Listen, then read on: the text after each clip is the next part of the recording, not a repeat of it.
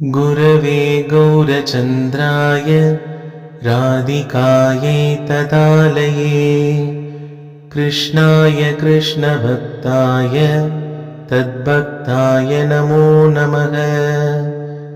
नमो ॐ विष्णुपादाय गौराङ्गप्रेष्ठरूपिणे श्रीभक्तिविभूताय वै बोधाय नेति नामिने। नमो भक्तिप्रमोदश्री पूरिप्रेष्ठस्वरूपिणे तत्तभिन्नप्रकाशाय करुणामूर्तये नमः। कृष्णभक्तिगुणाख्याने तन्माहात्म्यप्रचारणे सदा सन्निष्ठरूपाय गुरवे प्रभवे नमः। प्रभुपादरतिश्चैव श्रीगुरोः प्रेमसेविने विश्वे गौरमनोभीष्टं हरे नाम प्रचारिणे। नौमि बोधायनं देवं कृष्णशक्तिस्वरूपकं प्रभुपादप्रियैकान्त श्रीपूरिप्रेष्ठसेवकम्। नमो ॐ विष्णुपादाय गौरप्रेष्ठाय भूतले श्रीमद्भक्तिप्रमोदाय पूरिगोस्वामिनिति नामिने। दिव्यज्ञानप्रदात्रे च प्रभवे जन्मजन्मनि ज्ञानवैराग्यदेहाय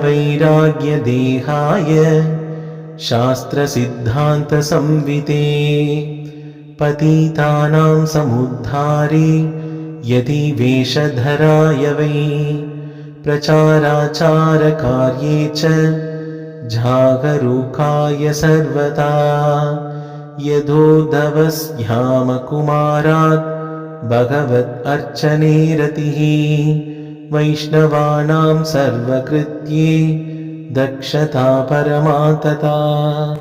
नमो ॐ विष्णुपादाय कृष्णप्रेष्ठाय भूतले श्रीमदे भक्तिसिद्धान्त सरस्वतीति नामिने श्रीवार्षभानवी देवी दैताय कृपाब्धये कृष्णसम्बन्धविज्ञान दायिने प्रभवे नमः। माधुर्योज्ज्वलप्रेमाद्य श्रीरूपानुगभक्तिद श्रीगौरकरुणाशक्ति विग्रहाय नमोऽस्तुते। नमस्ते गौरवाणी श्रीमूर्तये दीनधारिणे रूपानुगविरुद्धाप सिद्धान्तध्वान्तहारिणे। नमो गौरकिशोराय साक्षाद्वैराग्यमूर्तये विभ्रलम्बरसाम्बोधे पादाम्बुजाय ते नमः। नमो भक्तिविनोदाय सच्चिदानन्दमूर्तये गौरशक्तिस्वरूपाय रूपानुगवराय ते गौराङ्गजन्मभूमिस्त्वं निर्देष्टा सज्जनप्रियः वैष्णवः सार्वभौमः श्री जगन्नाथाय ते नमः। नमो महावदन्याय कृष्णप्रेमप्रदायते कृष्णाय कृष्णचैतन्य नाम्ने गौरद्विषे नमः। हे कृष्ण करुणासिन्धो दीनबन्धो जगत्पते गोपेशा गोपिकान्ता राधाकान्ता नमोऽस्तुते। तप्तकाञ्चन गौराङ्गी राधे वृन्दावनेश्वरी वृषभानुसुते देवी प्रणमामि हरिप्रिये। भज श्रीकृष्ण चैतन्य प्रभु नित्यानन्द श्री अद्वैत गदाधर श्रीवासादि गौरभक्तवृन्द। हरे कृष्ण कृष्ण कृष्ण हरे हरे हरे राम राम राम हरे हरे, हरे कृष्ण कृष्ण कृष्ण हरे हरे, हरे राम राम राम हरे हरे, हरे कृष्ण कृष्ण कृष्ण हरे हरे, हरे राम राम राम हरे हरे। निताय गौर प्रेमानंदे हरि हरि बोल। जय श्रील गुरुदेव, जय श्रील प्रभुपाद। जय राधा माधवा, जय कुंज बिहारी, जय राधा माधवा, जय कुंज बिहारी, जय गोपी जनवल्लभा, जय गिरिवरदारी, जय गिरिवरदारी, जय गोपी जनवल्लभा, जय गिरिवरदारी, जय गिरिवरदारी।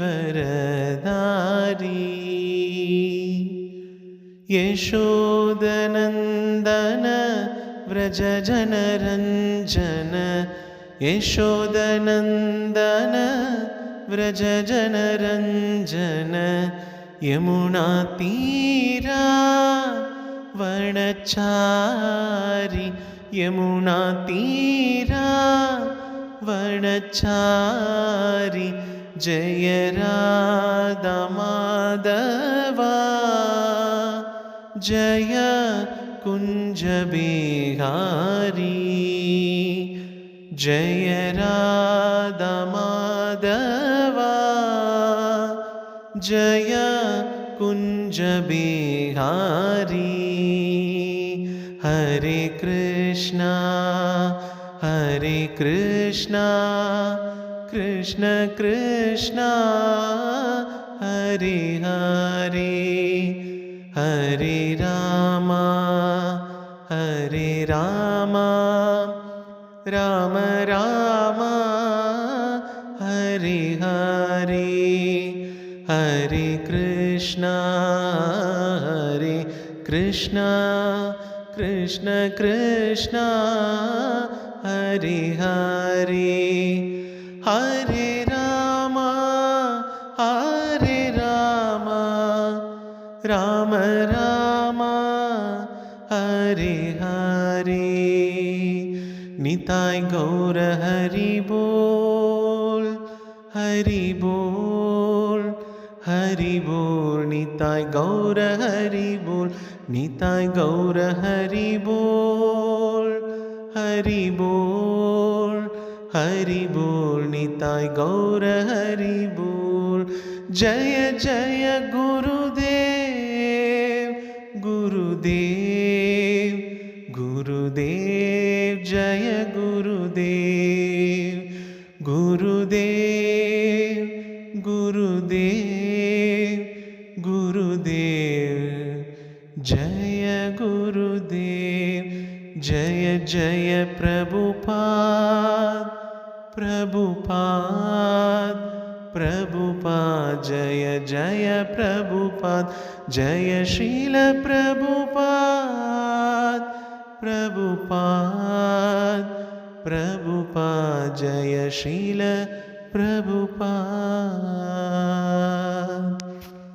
லோகத்தில் இருக்கக்கூடிய எல்லா ஜீவன்களும் உஜ்ஜீவனம் அடையணும், உத்தாரணம் ஆகணும்ன்ற ஒரே எண்ணத்தில் ஆச்சாரிய ரூபமா இந்த லோகத்துக்கு இறங்கி வந்த உன்னத அவதாரம் தான் ஸ்ரீல பிரபுபாதர், ஸ்ரீல பக்தி சித்தாந்த சரஸ்வதி கோஸ்வாமி தாக்கூர். எதற்காக பிரபுபாதருக்கு மட்டும் இது பொருந்தும் அப்படின்னா, இந்த பரீட்சை எழுதும் பொழுது அந்த மாணவன் நல்லபடியாக எழுதுவன்னு நினைப்பானா மாட்டானான்றது ஒரு பக்கம். இவன் எப்படியாவது இந்த பரீட்சையில் பாஸ் ஆகிடணும் அப்படின்றதுக்காக, தேர்ச்சி பெற்றணும் அப்படின்றதுக்காக அந்த பாடத்தை நடத்தின அந்த வாத்தியார் என்ன பண்ணுவார், இந்த பரீட்சைக்கு நாள் இங்கும் அங்கும் நடந்து இவன் மண்டையில் எப்படியாவது இந்த பாடத்தை துருத்தி இவன் எப்படியாவது இதை நல்லபடியாக எழுதி தேர்ச்சி பெற்றிட மாட்டானான்னு இவருக்கு ஒரு நல்ல வாத்தியாருக்கு எவ்வளவு ஒரு ஆசை, எவ்வளவு ஒரு வாஞ்சை, எப்படி அதில் ஒரு பதட்டம் இருக்கும் இல்லையா? வாத்தியாருக்கு இந்த விஷயத்தில் பரீட்சை வச்சு அவர் தெரிவிட மாட்டாரா? அவர் தானே பாடமே நடத்தினார். அவருக்கு ஒன்றும் இது புது விஷயம் இல்லையே, அவருக்கு இந்த பரீட்சை தேவையில்லையே. அப்புறம் எதுக்குடா அவருக்கு இந்த பதட்டம், எதுக்குடா அவருக்கு இவ்வளவு வாஞ்சை? அப்படின்னா இவன் தேறிட மாட்டானா? அடுத்தடுத்த நிலையை நோக்கி இவன் போயிட மாட்டானா? அப்படின்றதுல இவருக்கு ஒரு ஆர்வம் இருக்கும், ஒரு வாஞ்சை இருக்கும், ஒரு பதட்டம் இருக்கும். அப்படித்தான் ஒவ்வொரு குருமார்களுமே தாங்கிட்ட சரணம்னு வந்த பக்தர்களுக்கு மட்டும் இல்லாம தனக்கு அப்புறமும் எல்லா ஜீவன்களும் உஜ்ஜீவனம் அடையணும், உத்தாரணம் அடையணும்னு பகவத் மார்க்கத்தை நமக்கு காமிச்சு கொடுக்கிறது. அப்படி ஸ்ரீல பிரபுபாதர் ஸ்ரீல பக்தி சித்தாந்த சரஸ்வதி கோஸ்வாமி தாக்கூர் எதனால மற்றவர்கள் கிட்ட இருந்து கொஞ்சம் வேறுபட்டும் மாறுபட்டும் உயர்ந்தோங்கி நிற்கிறார்னு பார்க்கும் பொழுது, ஒவ்வொரு ஆச்சாரியரையும் ஒரு குருமார்களையும் அவர்களுடைய வாழ்நாளை கணக்கு பண்ணும் பொழுது, அவர் எங்க பிறந்தார், எங்க வாழ்ந்தார், எங்கிருந்து அந்தர்தானம் ஆனார் அப்படின்றத வச்சு கணக்கு பண்றது ஒரு வகை. இன்னொரு வகை உண்டு, அவர்கள் வாழ்நாளில் எல்லா ஜீவன்களுக்காகவும் எப்பேற்பட்ட மார்க்கத்தை காட்டினா, அந்த மார்க்கத்துக்காக என்னென்ன கிரந்தங்கள் பண்ணினா, என்னென்ன விஷயார்த்தங்களை காண்பிச்சு கொடுத்தா, என்னென்ன விஷயார்த்தங்களை தவிர்க்க சொன்னா அப்படின்னு அவ பண்ணின கைங்கரியத்தை வச்சு அவளுடைய லைஃப்பை எஸ்டிமேட் பண்றது, வாழ்க்கையை கணக்கிடுறது ரெண்டாவது வகை. மூன்றாவது ஒரு வகை உண்டு. என்னன்னா, இவர்கள் செஞ்ச அந்த கைங்கரியத்தை வச்சு உஜ்ஜீவனம் அடைந்த, உத்தாரணம் அடைந்த அந்த பலனை வச்சு, பலஸ்ருதியை வச்சு அவரவர்களுடைய வாழ்நாளை கணக்கிடுறது இன்னும் மூன்றாவது வகை. ஸ்ரீல பிரபுபாதர் பக்தி சித்தாந்த சரஸ்வதி கோஸ்வாமி தாக்கூர் இந்த மூணுக்குள்ளேயுமே அடக்கமாவார். இந்த மூணுக்குள்ளேயும் அவர் வருவார். எப்படின்னு தானே கேட்குறீங்க? ஸ்ரீல பிரபுபாதர் எழுந்தருள் இருந்த காலத்தில் கொஞ்ச நஞ்சமா பாவகர செயல்களுக்கு இடமா இல்லை நம்மளுடைய தேசம். ஏதோ வங்காள தேசம் மட்டும் நினச்சிடக்கூடாது. ஒட்டுமொத்த பாரத தேசமே எப்படி இருந்ததுன்னா, இது பக்தியினுடைய பிறப்பிடமா இல்லை பாவத்தினுடைய பிறப்பிடமாம்னு தெரியாத அளவுக்கு பாவம் தலை மேல தூக்கி ஆட்டங்கண்டுட்டு இருந்தது. அப்படி இருந்த தருணத்தில் ஸ்ரீல பிரபுபாதர் தனக்கான ஒரு பாதையை தானே ஏற்படுத்திக்கல. தான் எந்த பாதையில பயணிக்கணும் அப்படின்றதுக்காக அந்த பாதையை அவரே ஏற்படுத்திக்கல. இதற்கு முன்னாடி ஒவ்வொரு சம்பிரதாயத்திலையும் ஒவ்வொரு சம்பிரதாய ஆச்சாரியர்களும் அந்த சம்பிரதாயத்தில் எழுந்தருளி இருந்த மகானுபாவர்கள் எதில் பயணிச்சா, அவர்கள் காட்டின வழி என்ன, அவர்கள் சொன்னது என்ன, அவர்களுடைய ஹிதோபதேசம் என்னென்ன அப்படின்றத அவர் முதல்ல நல்ல கூர்ந்து கவனிக்கிறார். கவனிச்சு அதனுடைய அப்சர்வேஷன், அதனுடைய அந்த அத்தனை பங்கீடுகளையும் தனக்குள்ள வச்சுக்கிட்டு மகாபிரபு என்ன சொன்னார், நமக்கு முன்னாடி இருந்த ஆச்சாரியர்கள், இந்த கௌட தேசத்துல திருவதாரம் பண்ணின ஆச்சாரியர்கள் என்ன சொன்னார்கள், இதற்கு அது தகுமா, அதற்கு இது தகுமா அப்படின்னு ஒப்பிட்டு பார்த்து எல்லாரையும் முதல்ல மதிக்க கத்து தந்தார்.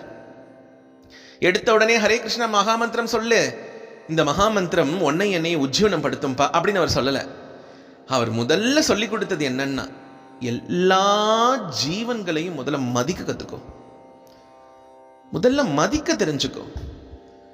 உனக்கு உன்னோட வாழக்கூடிய சக ஜீவன்களுக்கு மரியாதை பண்ணவே தெரியல அப்படின்னா, பிறகு எங்கேயோ பார்க்காத, கூப்பிட்டா கூட வர்றது உனக்கு தெரியாத பகவான் இடத்துல பக்தி பண்ணி என்ன பிரயோஜனம்? ஏதாவது பிரயோஜனம் உண்டா? ஏதாவது உண்டா என்ன? பெருமாள் கிட்ட போகிறோம், துளசி மாலையை கொடுக்குறோம், அர்ச்சகர் மூலயமா கொடுக்குறோம். அர்ச்சகரும் அந்த துளசி மாலையை எம்பெருமானுடைய திருமேனிலேயோ இல்லை திருவடியில் எங்கேயாவது ஒரு இடத்துல அப்படி சாத்திடுறார். சாத்திட்டு அவர் என்ன பண்ணுறார், அங்கேருந்து இங்கே வந்து நம்மக்கிட்ட ஒரு சின்ன திருத்துழாய், ஒரு 2 இலையோ 3 இலைகளோ துளசி பிரசாதத்தை கொடுக்குறார். இவர் வந்து கொடுக்கும் பொழுது, சாத்திட்டம்மா, சந்தோஷம், எல்லாம் நல்லபடியாக நடக்கும்னு சொன்னோடனே நமக்கு ஒரு திருப்தி ஏற்படுறது. இப்போ இந்த அர்ச்சகர் இல்லை, அந்த அர்ச்சாமூர்த்தி அணுகக்கூடிய நிலையில நாமும் இல்லை அப்படின்ற ஒரு நிலை இருக்குன்னு வச்சுப்போமே. இப்போ நம்முடைய பிரார்த்தனையை நாம கொண்டு வந்த வஸ்துக்களை பகவான் ஏத்துண்டார் அப்படின்றது நமக்கு எப்படிப்பா தெரியும்? தெரியாதே.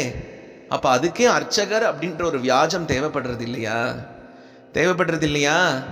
அப்போ பகவான் கிட்ட நாம போய் வைக்கக்கூடிய எந்த பிரார்த்தனைகளையும் எந்த விதமான ஒரு வஸ்துக்களையும் பகவான் ஏத்துண்டார் அப்படின்றது நமக்கு தெரியறதே அர்ச்சகர் மூலியமா இருக்கும் பொழுது, பகவான் நம்ம கிட்ட என்ன பேசினார், என்ன பேசுவார், என்ன நினைக்கிறாருன்ற அப்பேற்பட்ட ஸ்திதி நமக்கு இருக்கா என்ன?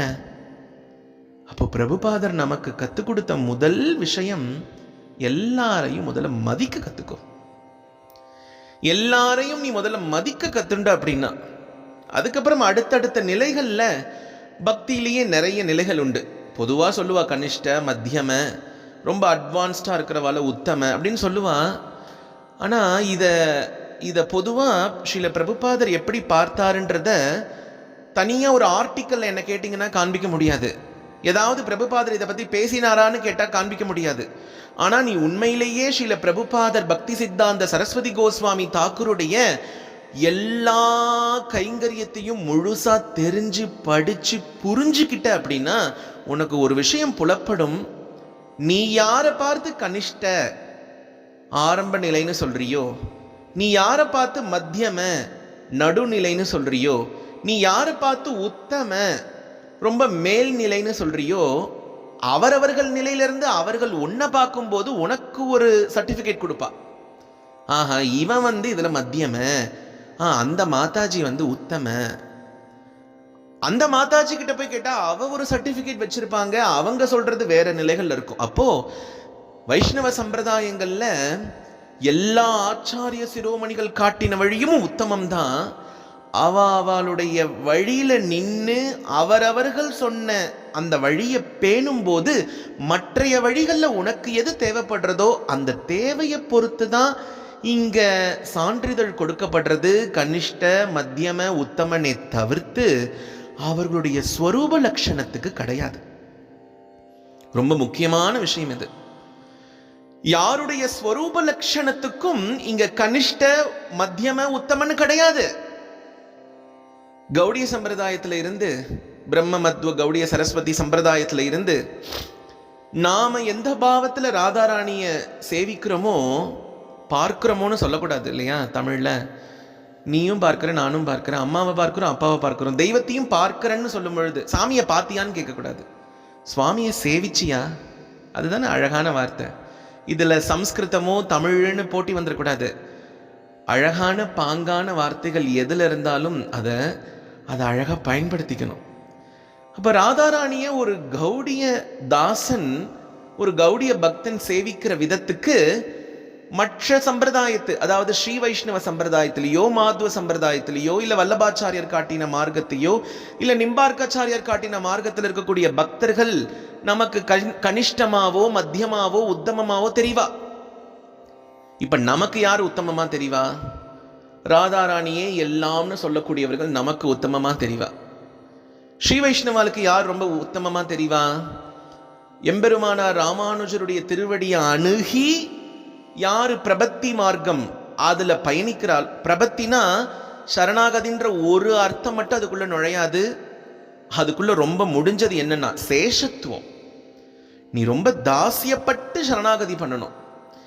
அப்படி எம்பெருமானார் திருவடியை ஆශ්‍රயிச்சு யாரு பிரபத்தி பண்றாலோ அவர்கள் எல்லாம் அவர்களுக்கு உத்தமமா தெரிவா. அப்படியே இந்த பக்கம் மாத்வ சம்பிரதாயத்துக்கு வந்தா அங்க ஹரி சர்வோத்தம வாயு ஜீவோத்தம அப்படின்னு இந்த இருவேறு பரிமாணங்கள்ல இருந்து பகவானை யாரு வழிபடுறாலோ அவெல்லாம் அவருக்கு ரொம்ப உத்தமமா தெரியவா. இப்படியெல்லாம் ஒரு சம்பிரதாயத்துக்கும் ஒரு வழிமுறை இருக்கு. நாம நம்ம சம்பிரதாயத்துல நின்று மற்றவர்களை கனிஷ்ட, மத்தியம, உத்தமம்னு சொல்லும் பொழுது நமக்கு தேவையான விஷயார்த்தங்கள்ல தான் அதனுடைய சர்டிபிகேஷன், அதனுடைய அந்த சான்றிதழ் கொடுக்கப்படுறதை தவிர்த்து எந்த பக்தாளுடைய ஸ்வரூப லட்சணத்துல கிடையாது. இதை நல்லா புரிஞ்சுக்கணும்.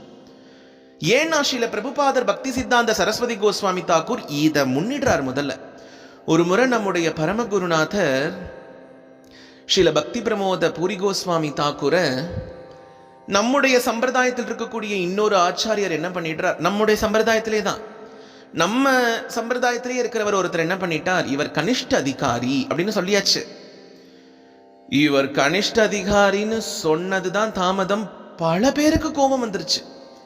என்னது, பக்தி பிரமோத பூரி கோஸ்வாமி தாக்கூர் கனிஷ்ட அதிகாரியா? அவர் கனிஷ்ட அதிகாரினா அப்போ இந்த சம்பிரதாயத்தை ஸ்தாபிச்ச, இந்த சம்பிரதாயத்துக்காகவே உயிர் வாழ்ந்த, இந்த சம்பிரதாயத்தை ஒரு உயிர் மூச்சா வாழ்ந்துட்டு இருக்கிற எல்லாரும் கனிஷ்ட அதிகாரி தான். ஏன்? ஏன்னா ஸ்ரீல பக்தி பிரமோத பூரி கோஸ்வாமி தாக்கூர் ஸ்ரீல பிரபுபாதரே கதின்னு வாழ்ந்தவர். இவரை சேவிச்சவாளுக்கு எல்லாருக்கும் தெரியும், இவருடைய ஒவ்வொரு அடியும் அவருடைய திருவடியை பின்பற்றி தான் இருந்தது. அப்ப இவரை கனிஷ்ட அதிகாரின்னு சொன்ன உடனே அடியனுடைய குருநாதர் ஸ்ரீல பக்தி விபுத போதைன் கோஸ்வாமி மகாராஜ்ல இருந்து பல சிஷ்யர்களுக்கு கோபம் வந்துருச்சு. இருந்தாலும் அந்த கோபத்தை இப்படிலாம் வெளிப்படுத்த வேண்டாம், அவர் சொன்னா சொல்லிட்டு போறார், அடியேன் கனிஷ்டன் தானே அப்படின்னு நம்முடைய பரமகுருநாதர் அதை ஏத்துக்கிறார். அவர் இப்போ இங்க நம்ம இவர் இப்படி சொல்லிட்டாரேன்றதுக்காக சொன்னவர் மேல கோபமோ, இல்லை இவர் ஏத்துண்டாரே அப்படின்றதுக்காக இவர் மேல மீண்டும் ஒரு பெருந்தன்மையையோ நம்ம இங்க புகுத்திடக்கூடாது. இங்க பரமகுருநாதரான ஸ்ரீல பக்தி பிரமோத பூரி கோஸ்வாமி தாக்கூர் இந்த சான்றிதழை எப்படி அணுகினார், அவர் எப்படி பார்த்தார்ன்றது முக்கியம். அவருடைய சித்தத்துல என்ன இருந்தது அப்படின்னா, என்ன கனிஷ்டன்னு சொன்னவருக்கு நான் அர்ச்சாரூபத்தை ரொம்ப வணங்குறேன் அப்படின்னு நினைச்சு அவர் இந்த சர்டிபிகேட்டை கொடுத்திருக்கார். ஒன்றும் தப்பு இல்லை, என்னை விட மோசமான, என்னை விட எளியவனான ஒருத்தன் இங்கே கிடையாது, எனக்கும் மேலே பல பேர் இருக்கா, அவளை நீங்களாம் போய் வணங்குங்க அப்படின்றது தான் இவருடைய சித்தமா ஸ்திதியா இருந்தது. அப்போ இங்க சொல்ல வர்றது என்ன அப்படின்னா, நம்ம யாரையாவது அர்ச்சாரூபத்தை பூஜை பண்றவால கனிஷ்டன்னு சொல்றச்ச அந்த பூஜா விதானங்களுக்கு தான் இங்க கனிஷ்டன்ற ஸ்தானமே தவிர்த்து ஸ்வரூப லட்சணத்துக்கு ஸ்தானம் கிடையாது. ஸ்தானம் கிடையவே கிடையாது. நம்ம நல்லா புரிஞ்சுக்கணும். இதை புரிஞ்சுக்கல அப்படின்னா அபராதங்கள் தான் நமக்கு அதிகமாகிட்டே போகும். அப்போ அர்ச்சா விக்கிரகங்கள் கிட்ட, நம்ம மூர்த்தி கிட்ட, பகவானுடைய திருமூர்த்திகள் கிட்ட பக்தி செய்யற பொழுது அவன் கனிஷ்ட அதிகாரி கிடையாதுப்பா. அவன் பக்திக்கு ஆரம்ப நிலையில இருந்து அர்ச்சா விக்கிரகங்களை, அர்ச்சா மூர்த்தங்களை அணுகும் பொழுது அவனுடைய ஆரம்ப நிலைதான், அந்த நிலைதான், அந்த ஸ்தானம் தான் இங்க கனிஷ்டமே தவிர்த்து அவன் கனிஷ்டன் கிடையாது. உத்தம அதிகாரியா போயிட்டா யாரும் பகவானுடைய அர்ச்சா ரூபத்தை போய் வணங்குறது கிடையாதா? ஸ்ரீ கிருஷ்ண சைத்தன்ய மகாபிரபு சந்நியாசம் எடுத்து போறதுக்கு முன்னாடி விஷ்ணுபிரியா மாதாஜி கிட்ட தன்னுடைய ஷிலாரூபத்தை, தாரு ரூபத்தை தாமேஸ்வர் மகாபிரபுன்னு இன்னைக்கு கொண்டாடுறோமே, அவரை கொடுத்துட்டு போனார். கடைசி வரைக்கும் விஷ்ணுபிரியா மாதாஜி பூஜை பண்ணினது, மகாபிரபுவா நினைச்சது, தினமும் தர்சனம் பண்ணினது எல்லாம் அந்த மூர்த்தத்துக்கிட்ட தான், அந்த அர்ச்சாரூபத்துக்கிட்ட தான். கடைசியில அந்த தாயார் மகாபிரபுவுடைய திருவடியை அடைஞ்சதும் அதே தாரு ரூபத்துக்கிட்ட தான். இங்க நீ சொல்ற கனிஷ்ட, நீ சொல்ற மத்தியம, நீ சொல்ற உத்தமம் எங்க போச்சு? அப்போ கனிஷ்ட அதிகாரி, இவர் மத்தியம் அதிகாரி, இவர் உத்தம அதிகாரின்னு சொல்றது எல்லாமே ஸ்வரூப லட்சணத்துக்கு கிடையவே கிடையாது, ஸ்தான லட்சணத்துக்கு தான். அது லட்சணம்னு கூட சொல்லக்கூடாது, ஸ்தானங்களுக்கு தான். அது ஸ்தானங்களுக்கு தான். சில பேர்லாம் என்கிட்ட ஒருத்தர் கேட்டார் கொஞ்ச நாளைக்கு முன்னாடி, நீங்க இப்ப ரொம்ப அழகா திருப்பாவை சொல்றீங்க, எதோ பேசுறீங்க, நாளைக்கே அவங்க நான் நாராயணியம் படிக்கணும்னு கேட்டா அதை நம்ம ஆதரிக்க முடியுமான்னு கேட்டார். எனக்கு என்ன தோணுச்சுன்னா, இவர் இவ்வளவு ஆர்வமா நம்ம சம்பிரதாயத்தை பின்பற்றார், புற அடையாளங்கள்ல இவ்வளவு கோபிச்சந்தனம் இடுறார், சிகை இட்டுக்கிறார், என்னென்னமோ பண்றார், பஞ்சகச்சம் கட்டுறார், அழகா கட்டுறார், என்னென்னமோ பேசுறார். ஆனா ஸ்ரீமன் நாராயணியத்தை சேவிக்கணும்னு ஆசைப்படக்கூடிய ஒரு பக்தன் எப்படி நம்ம சம்பிரதாயத்துக்குள்ள ஏற்றுக்கொள்ளப்பட முடியும்னு அவர் கேட்ட பொழுது என் மனசும் என்னுடைய என்னுடைய என்னுடைய ஸ்திதி அப்படியே வெடிச்சு போச்சு. என்னன்னா, அரைகுறையா கத்துக்கிட்டு அரை நிமிஷத்துல பக்தனாகணும்னு நினைச்சா இதுதான் விளைவு. ஸ்ரீமன் நாராயணியம் ஒரு ஸ்மார்த்த பாகவதரால இயற்றப்பட்டாலும் அவர் சரணம்னு சொன்னது எம்பெருமான் திருவடிக்கு, அவர் சரணம்னு சொன்னது பகவான் விஷ்ணுவுடைய திருவடிக்கு. அப்போ அவரையோ அவர் இயற்றின அந்த நாராயணியத்தையோ நம்ம தப்புன்னு சொல்றது மட்டும் கிடையாது, அதை நம்முடைய சம்பிரதாயத்துல ஒருத்தர் வாசிச்சாரேயானால், அதை பின்பற்றினாரேயானால் அவரை எப்படி ஏத்துக்க முடியும்னு நீ நினைக்கிறது எப்படி உன்னை அதல பாதாளத்துக்கு தள்ளி கொண்டு போய் விட்டுடுமோ. இந்த ஜென்மம் இல்லைனாலும் ஏதோ ஒரு ஜென்மத்துல நாம மற்றவர்களை நிர்ணயிக்கிறதுக்கு நமக்கு யாரப்பா கொடுத்தா இந்த தகுதிய? அடியனுடைய குருநாதர் இதை தான் திருப்பி திருப்பி சொல்றார்.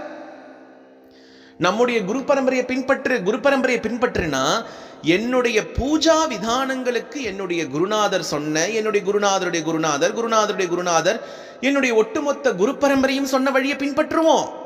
அதே சமயத்துல மற்றைய வைஷ்ணவர்கள் செஞ்ச ஸ்ரீ சூக்தங்களையோ, அவர்கள் கொடுத்த கிரந்தங்களையோ, அவர்களுடைய ஸ்தானங்களையோ அவர்கள் வைஷ்ணவர் அப்படின்றதையே எப்படி முடிவு பண்றோம் அப்படின்னா, அவர் நெத்தியில திருமணிட்டுக்கணும், அவர் ஒரு ஐயங்கார் ஆத்துல பிறந்திருக்கணும், இல்லைனா ஒரு மாத்வ சம்பிரதாயத்தில் எங்கேயாவது இருந்திருக்கணும். மாத்வ சம்பிரதாயம்னு சொல்றோமே, ஸ்ரீபாத மத்வாச்சாரியார் அவருடைய திருத்தகப்பனார் இவங்க எல்லாரும் பின்பற்றினது ஆதிசங்கர பகவத் பாதால. ஆதிசங்கர பகவத் பாதால தான் பின்பற்றிட்டு இருந்தா. அதுக்கப்புறம் பரசுராம கோவில்ல ஒரு நாள் இவருக்கு பாடம் நடந்துட்டு இருக்கு, ஸ்ரீபாத மத்வாச்சாரியாருக்கு. அப்படி ஒரு நாள் உடுப்பியில பரசுராமர் கோவில் இன்னைக்கும் இருக்கு, பக்கத்திலேயே சந்திரமௌலீஸ்வரர் கோயில் இந்தாண்டு இருக்கும், பரசுராம கஷேத்திரம் அப்படியே பக்கத்து பின்னாடியே இருக்கும்.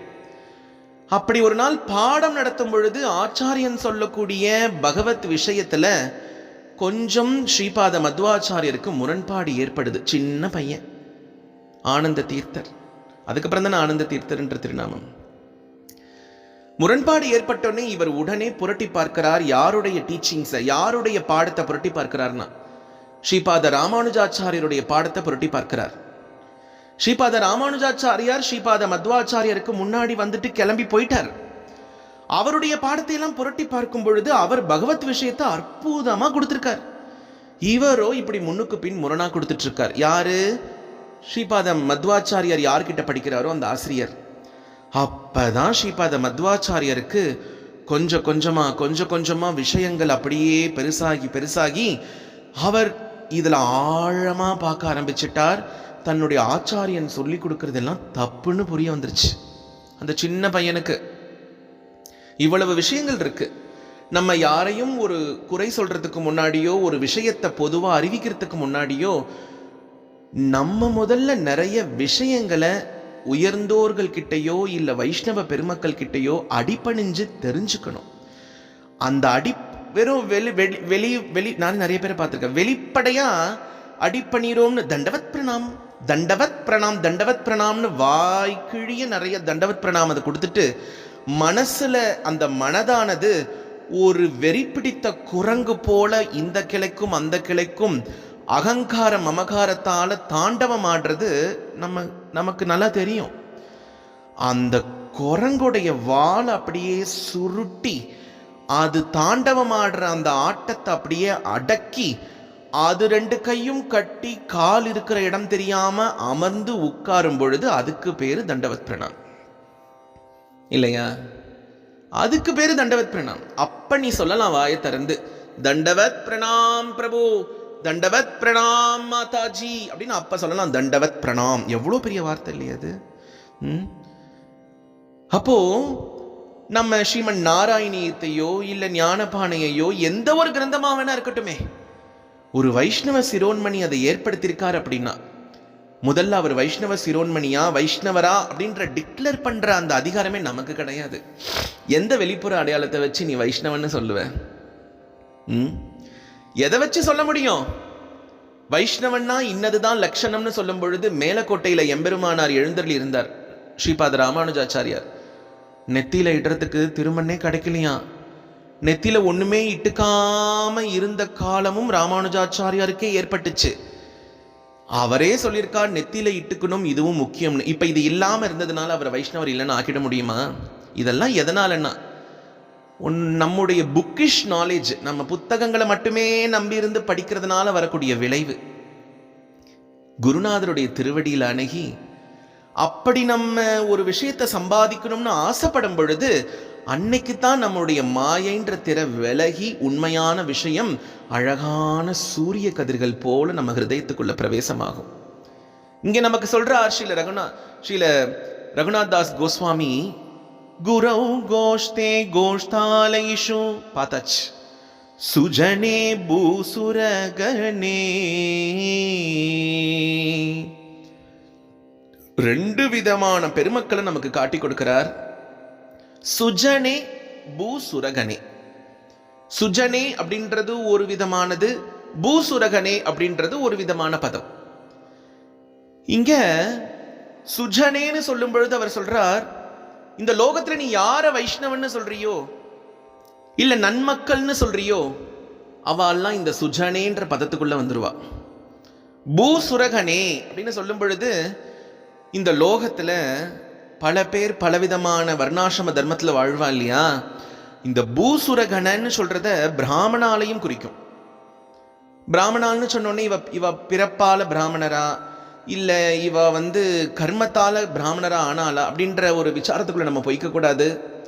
பிராமண லட்சணங்களோட ஒருத்தர் இருந்துட்டார் அப்படின்னா அவர் பிறப்பால இருந்தாலும் சரி இல்ல கர்மானுஷ்டானங்களால இருந்தாலும் சரி அவரை நம்ம பிராமணர்னு ஏத்துக்கணும். ஏன்னா சில சம்பிரதாயங்கள்லயே பகவத் பாதாளுடைய சில பிரிவுகள்லயே அவ பிறப்பை அடிப்படையா எடுத்துக்க மாட்டா. சில பேர் பிறப்பை அடிப்படையா எடுத்துப்பா.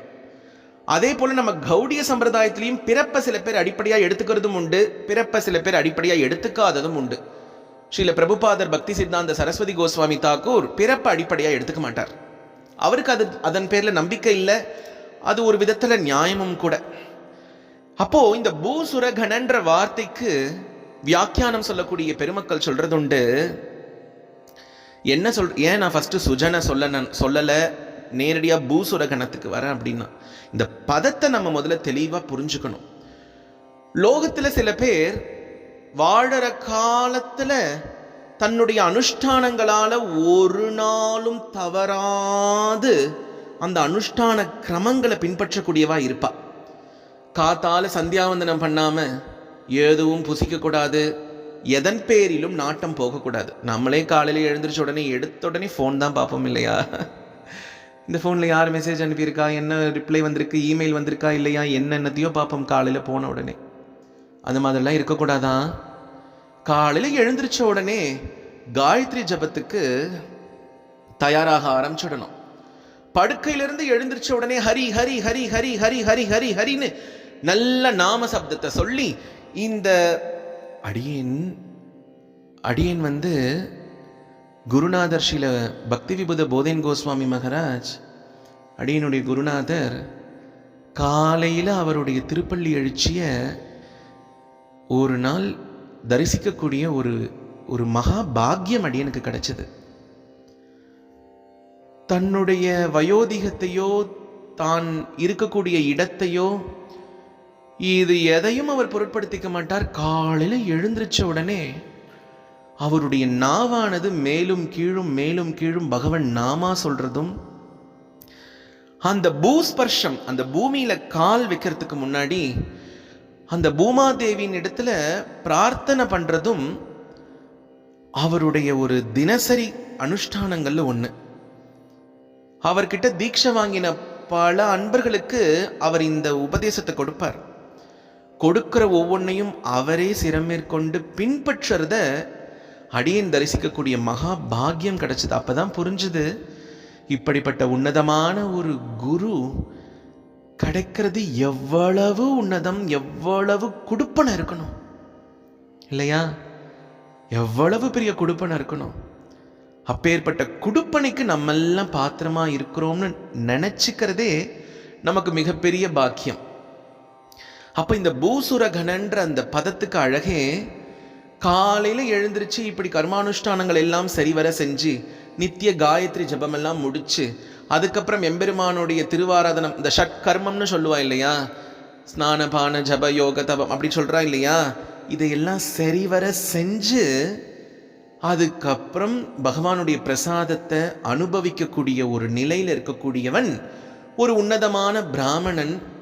அவன் உன்னை திட்டினாலும் சரி, ஏதாவது தெரியாம செஞ்சாலும் சரி, நீ கோவப்படாத. நீ கோவப்பட்டு அவனை எதையும் சொல்லிடாத. ஏன் சொல்லாத? அவன் பகவான் விஷ்ணுதான் எல்லாம்னு பரத்துவம் தெரியாம வாழ்ந்தாலும் கூட அவன் ஏதோ ஒரு அனுஷ்டானத்தை பிடிச்சு எப்படியோ ஒரு வாழ்க்கை வாழ்ந்துட்டு இருக்கான்ல. இப்ப காயத்ரி ஜபம்ன்றது வைஷ்ணவாளுக்குன்னு கிடையாது, பொதுவா பிராமணா எல்லாருமே காயத்ரி ஜபம் பண்ணுவா. அப்ப ஏதோ ஒரு ஜப மந்திர தந்திர யோகத்தை அவன் பிடிச்சிட்டு இருக்கான்.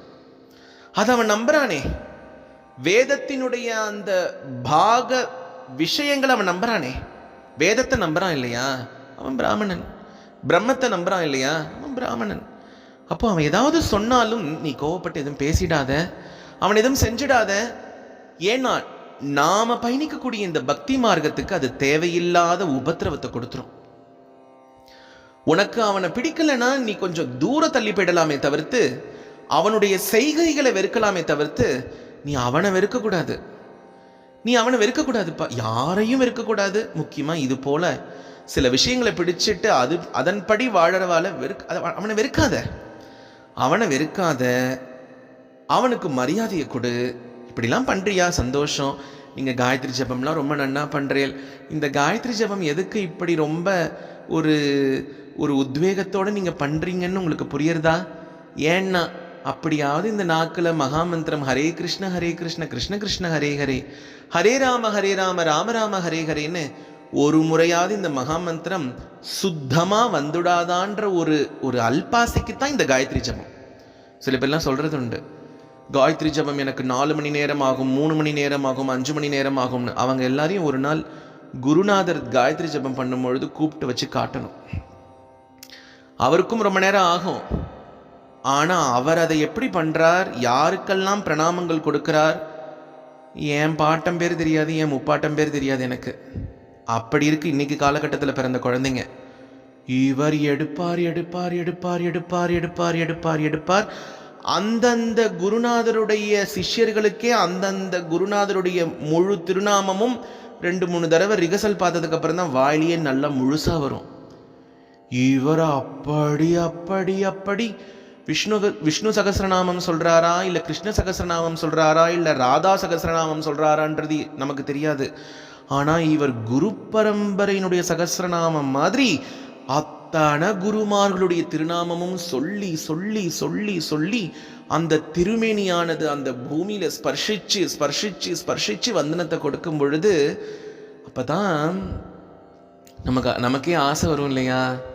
நமக்கே ஆசை வருமே. என்ன ஆசை வரும்னா, இந்த பள்ளியிலலாம் படிக்கும் பொழுது பாடம் சரியா புரியலன்னா திடீர்னு எங்கிருந்தோ ஒரு வாத்தியார் வருவார். அவர் இது வரைக்கும் நமக்கு நடத்தாத வாத்தியார். அவர் சில டாக்டிக்ஸ் எல்லாம் சொல்லிக் கொடுப்பார், சில விஷயங்களை சொல்லிக் கொடுப்பார். இதெல்லாம் தெரிஞ்சுக்கோ, இதெல்லாம் தெரிஞ்சா இந்த கணக்கு உனக்கு ஈஸியா புரிஞ்சிடும். அப்படி அது போல ஒரு வாத்தியார் பாடம் எடுக்கும் பொழுது இதுவரை நம்ம வேண்டாம்னு சொன்ன இந்த கணக்கு பாடம் கூட வேணும்னு ஆசைப்பட வைக்கும் இல்லையா? அது போல என்னென்ன காரணத்தையோ சொல்லி இந்த காயத்ரியை நம்ம புறந்தள்ளுவோம். ஆனால் குருநாதர் பண்ணக்கூடிய காயத்ரியை ஒரு முறையாவது நம்ம சேவிச்சோம் அப்படின்னா அதுக்காக எல்லாரும் போய் அவர் காயத்ரி பண்ண போது நின்றாதீங்க. அப்படி ஒரு பாக்கியம் கிடைக்கும் பொழுது இந்த காயத்ரி நமக்கு சுவைக்கும். ஆஹா, வாழ்க்கைன்னு ஒன்று இருந்து இதில் தீட்சன்னு ஒன்று கிடைச்சி நமக்கும் அது போல் ஒரு குடுப்பனை கிடைச்சா இப்படி இல்லை காயத்ரி ஜபம் பண்ணணும் அப்படின்ற ஒரு ஆசை நமக்கே வரும் இல்லையா? அந்த காயத்ரி ஜபம் கூட அவருடைய பிரதானமா எது பிரதானமா இருக்கும் அப்படின்னா வைஷ்ணவர்களை மதி, எல்லா வைஷ்ணவர்களையும் மதி. தியாகராஜர் ரொம்ப அழகா சொன்னார், யாரு வைஷ்ணவன் எனக்கு தெரியாது, யாரு மகான்கள்னு எனக்கு தெரியாது, ఎంతరో மகானுபாவலு அந்தரிக்கு வந்தனமுலு, எவ்வளவோ மகானுபாவர்கள் இருக்கிறார்கள், அவர்கள் அனைவருக்குமே என்னுடைய நமஸ்காரம், என்னுடைய கிருதஜ்ஞத்தை தெரிவிச்சுக்கிறேன்னு சொல்றார். அப்போ இந்த பூசுரகண, இந்த சுஜன, இது ரொம்ப முக்கியம். அடியண்ண கேட்டா ஸ்ரீல ரகுநாத் கோஸ்வாமி தாக்கூர் இந்த சொன்ன 8 விஷயங்கள்லயே ரொம்ப கடினமான விஷயம் இந்த 2 தான், சுஜன பூசுரகன. அதுவும் இந்த காஞ்சிபுரம் யாத்திரைக்கு அப்புறம் இந்த சுஜன பூசுரகன எவ்வளவு முக்கியம்ன்றது அடியனுக்கு ரொம்ப நல்லா புரிஞ்சுது, ரொம்ப நல்லா புரிஞ்சுது. ஏன் இதை சொல்றேன் அப்படின்னா, நன்மக்கள் யாரு, வைஷ்ணவர்கள் யாரு அப்படின்ற வித்தியாசம் உனக்கு பார்க்க தெரியலனா பொதுவா எல்லாருக்கும் ஒரு வந்தனத்தை பண்ணிடு. பூசுரகனை யாராவது தன்னை பிராமணான்னு சொன்னால்னா, இல்ல உனக்கு தெரிய வர்றது அப்படின்னா, அவளையும் நிந்திக்காத. இவா பகவான் கிருஷ்ணனே கதி, கிருஷ்ணனே எல்லாம், ராதாராணியே எல்லாம்னு சொல்ல மாட்டா, இவாள்லாம் நாய் சாப்பிடுறவா, நாயை சாப்பிடுறவா அப்படின்னு இகழ்ச்சியும் பண்ணாத. உன் புகழ்ச்சியும் வேணாம், இகழ்ச்சியும் வேணாம், பேசாம மரியாதையை கொடுன்னு சொல்றாரு இங்க. இதெல்லாம் எப்ப வரும் தெரியுமா? இதெல்லாம் எப்ப வரும் தெரியுமா? இதெல்லாம் எப்ப வரும்னா, உன்னுடைய கர்மா எல்லாம் ஒரு நாள் தொலைஞ்சு சாது சங்கத்தினுடைய பலத்தால உனக்குள்ள எப்ப ஸ்ரத்த அப்படின்ற ஒரு சூரியன் உதயமாறதோ அப்போ இதெல்லாம் நடக்கும். போச்சு போங்க, நாங்கள் ஏதோ ஒரு மனசிக்ஷா குருநாதர் கேட்க சொன்னாரேன்னு நீங்கள் சொல்கிறத கேட்க வந்தா, நீங்கள் கர்மா எல்லாம் தொலைஞ்சு போகணும், அதுவும் சாது சங்கத்தால் தொலைஞ்சு போகணும். அந்த சாது சங்கம் எங்கன்னு தான் நாங்களும் பைனாக்குலர் வச்சு பார்க்குறோம். ஆளுக்கு ஒரு சங்கத்தை வச்சு இதுதான் சாது சங்கம், இதுதான் சாது சங்கம். இந்த தாராபுரம், ஈரோடு மார்க்கெட்லாம் போனால் மஞ்சள் வியாபாரிகள் ரொம்ப அதிகம் இருப்பா. இந்த மஞ்சள் கிழங்குடைய அந்த ஏலம் விடும் பொழுது ஒரு குழுவா நின்று ஒரு விஷயத்த சொல்லுவா. நிறைய நாட்கள் விளைஞ்ச மஞ்சள் எங்க கிட்ட வாங்க, நல்ல தண்ணீர் விட்டு விளைஞ்ச மஞ்சள் எங்க கிட்ட வாங்க, நல்ல உருண்டு திரண்ட மஞ்சள் எங்க கிட்ட வாங்க, நல்ல சாயமொட்டாத நேச்சுரலான இயற்கையான விஷயத்தால விளைவிக்கப்பட்ட மஞ்சள் எங்களுது எங்க கிட்ட வாங்க, நல்ல விலைக்கு கொடுக்கிற எங்க கிட்ட வாங்க. இப்ப யாருக்கிட்டடா போறதுன்னு நம்மளே பேசாம ஒரு நிமிஷம் நின்றுவோம். அது போல சாது சங்கம் என்னதுன்னு தெரிஞ்சுக்கிறதுக்கே நமக்கு முதல்ல நிறைய நேரம் தேவைப்படுறதே. இப்ப அதுக்குள்ள போக விரும்பல. ஆனா இதுக்கு வியாக்கியானம் பண்றவா சொல்றா, உன் கர்மாலாம் ஒரு நாள் தொலைஞ்சு போகணும், அதுக்கு சாது சங்கம் தேவை. அந்த சாது சங்கத்தினுடைய பலத்தால எப்ப உனக்கு அந்த சாது சங்கத்துடைய பலம் கிடைக்கும் அப்படின்னா, இந்த சுஜன பூசுரகன ரெண்டுத்தையும் நீ பின்பற்றணும். நாராயணியத்தை நீ ரொம்ப மோசமாகவோ இல்ல மற்ற விஷயங்களை உயர்த்தியாவோ பேசக்கூடிய அதிகாரத்தை நீ எடுத்துக்க கூடாது கையில. அடுத்த ஜென்மத்துல நீ கையே இல்லாம பிறப்ப, கையே இல்லாம பிறந்துருவ. அடியேன் சாபம் விடுறேன்னு நினைச்சிடக்கூடாது. அப்படி ஒரு நிலைக்கு யாரும் போயிடக்கூடாதுன்ற ஆதங்கத்துல சொல்றேன். ஏன்னா ஸ்ரீமன் என்கிட்ட இந்த பக்தர் சொன்னார் இந்த விஷயத்த. ஸ்ரீமன் நாராயணியம் அப்படின்றது பூந்தானம் நாராயண பட்டத்திரி பண்ணின கிரந்தம் அது. நாராயண பட்டத்திரியுடைய குருநாதர் யாரு அப்படின்னா எழுத்தச்சன்னு பேரு. அந்த எழுத்தச்சன் யாருன்னா பரம வைஷ்ணவர். பரம வைஷ்ணவர் குருவும் வாயுவும் சேர்ந்து பிரதிஷ்டை பண்ணின அந்த மூர்த்தி அந்த இடத்துல அவ்வளவு வைபவமா ஆகிறதுக்கு காரணமா இருந்த ஆச்சாரியார். அவருடைய சிஷ்யர் தான் நாராயண பட்டத்திரி. இந்த நாராயண பட்டத்திரி ஸ்ரீமன் நாராயணியத்தை எழுதும் பொழுது கர்ப்பகிரகத்தில் இருந்த கிருஷ்ணன் ஒரு பதிகத்துக்கும் தலையை ஆட்டி ஆட்டி ஆட்டி ஆட்டி, நான் அப்படிதான் பண்ணேன், நான் தான் சிங்கமா வந்தேன், நான் தான் கபிலனா வந்தேன், நான் தான் எல்லாமுமா வந்தேன் அப்படின்னு அவர் சொன்னதுக்கு அப்புறம் தான் இவர் அடுத்த பாட்டே பாடுவாராம். அப்படிப்பட்ட ஸ்ரீமன் நாராயணியத்தை யாரோ ஒரு பக்தன் ஒரு நப்பாசையில 2 ஸ்லோகம் பாடுறான்னு ஆசைப்படும் பொழுது, இது என் சம்பிரதாயத்து கிரந்தம் கிடையாது, வெளியேறு உடனே அப்படின்னு நீ சொல்ற அப்படின்னா, உன்னை வெளியேற்றுறதுக்கு ரொம்ப நேரம் ஆகாது அந்த பகவானுடைய ஆஸ்தானத்துல. அப்படி சொல்லக்கூடாது. அப்படி சொல்லக்கூடாதுப்பா, அது ரொம்ப தப்பு. எங்கன்னே தெரியாம ஒரு பிச்சைக்கார மாதிரி ஒருத்தர் இருப்பார். ஆனா அவருடைய திருவாயிலிருந்து ஹரே கிருஷ்ண கிருஷ்ண கிருஷ்ண ஹரே ஹரே, ஹரே ராம ராம ராம ஹரே ஹரே, ஹரே கிருஷ்ண கிருஷ்ண கிருஷ்ண ஹரே ஹரே, ஹரே ராம ராம ராம ஹரே ஹரே அப்படின்னு நாமா வந்துச்சுன்னா ஓடி போய் அவருடைய திருவடியை இறுக்க பிடிச்சுக்கோ. எப்படி ஒரு பசுமாடு கழனி தொட்டில எல்லாம் சாப்பிட்டதுக்கு அப்புறம் தன்னுடைய மாட்டுடைய நாக்கு எப்படி பெருசா இருக்கும் இல்லையா, அந்த நாக்கை வச்சு அந்த கழனி தொட்டியை எப்படி மீண்டும் மீண்டும் ஸ்பர்ஷிச்சு நக்கிறதோ, அது போல யாருடைய திருவாயிலையாவது பகவன் நாமா வந்துடுத்துனா, அது ஹரே கிருஷ்ண மகாமந்திரமா இருக்கட்டும், இல்ல கோவிந்த கோவிந்தன் இருக்கட்டும், கோபால கோபாலன் இருக்கட்டும், அவ திருவடியை போய் இந்த கழனி தொட்டியை நக்கிற மாடு மாதிரி நம்ம போய் நக்கிடுறது நல்லது. ஏன்னா பகவத் பக்தர்களுக்கு பாகவதர்களுடைய திருவடியை காட்டிலும் உன்னதமான பிரசாதம் எங்கடா இருக்கு? எங்க இருக்கு? எங்கேயும் கிடையாதான். அப்படிப்பட்ட பாகவதோத்தமர்கள் யாருன்னு நீ பரீட்சை வைக்காத, நீ பரீட்சை பண்ணணும்னு நினைக்காத.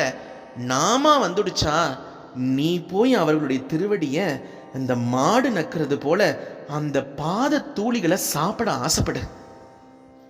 அப்படி நீ ஆசைப்படும் பொழுது எதிர்த்தாப்புல நிக்கிறவர் கபடத்துக்காக, நாடகத்துக்காக, ஒரு தமாஷுக்காக நாமா சொன்னாலும் இப்ப நீ உண்மைன்னு நினைச்சு அவர் அணுகின இல்லையா, இந்த ஸ்ரத்த அந்த ஜீவனை ஒரு நாள் உண்மையா நாமா சொல்ல வச்சிடும்.